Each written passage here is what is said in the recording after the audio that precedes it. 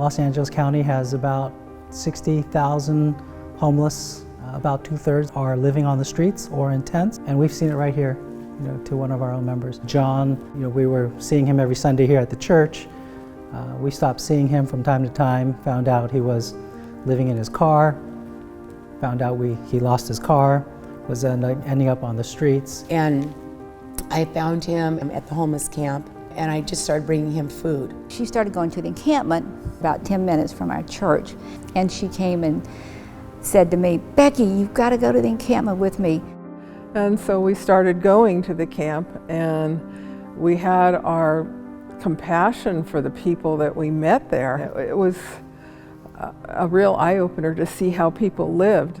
You care so much, and you feel like, what can I do? And it's such a big problem. But then you know that just the little things that you can do.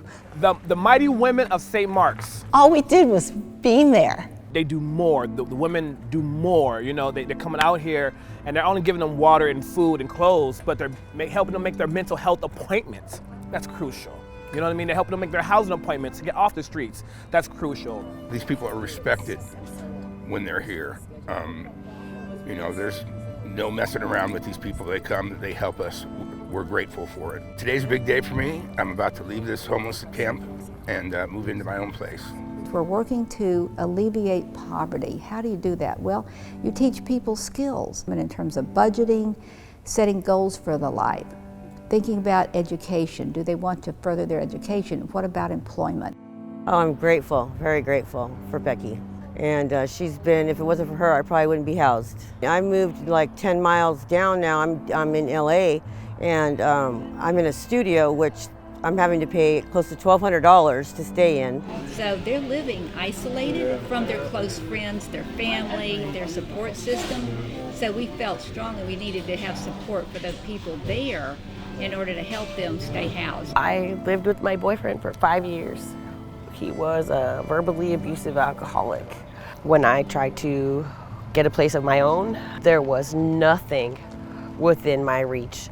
Not a room to rent, not a garage, not the trunk of a car, or a square in a driveway that I could afford. Making $19 an hour, mind you.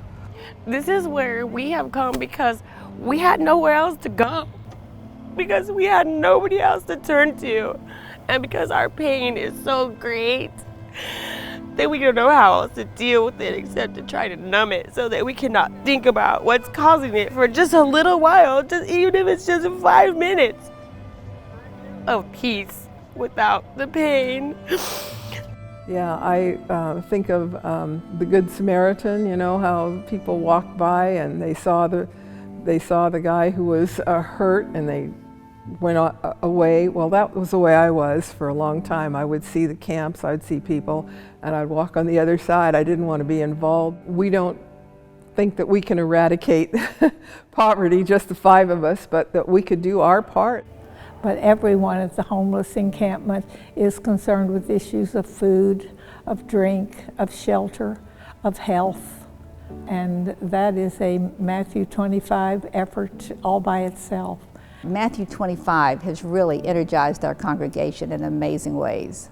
Especially letting those homeless that we have the relationship with know that there's something bigger, broader. It's not just about these 5 ladies at this church, but there are other people committed to that, other people committed to being part of eradicating poverty, addressing racism, and to the revitalization of church. Can it happen? I think if enough people care. It'd be a very challenging task. But we've got someone up there on our side. How could it not?